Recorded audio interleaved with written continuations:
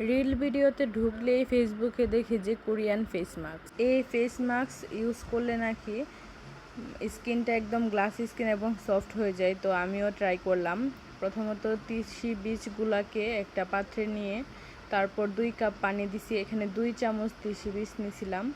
পানিটা ভালো করে বলক আসার পর একটা আঠালো ভাব চলে আসবে। তারপর চালের গুঁড়োটা দেওয়ার পর দিয়ে ভালো করে মিক্সড করে নেবেন। এরকম আঠালো একটা পেস্ট তৈরি হবে।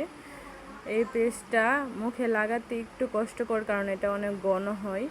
চালের গুঁড়োটা আমাদের স্কিনের জন্য অনেক উপকারী। তিসি বীজটা আমি ফার্স্ট টাইম ট্রাই করলাম, বাট চালের গুঁড়ো আমি মুখে আগে অনেকবার দিয়েছি, অনেক ভালো রেজাল্ট দেয়, স্কিনটাকে একদম সফট করে দেয়। তো তারপর আমি 10 মিনিট রাখার পর মুখটা ওয়াশ করে নেই ভালো করে।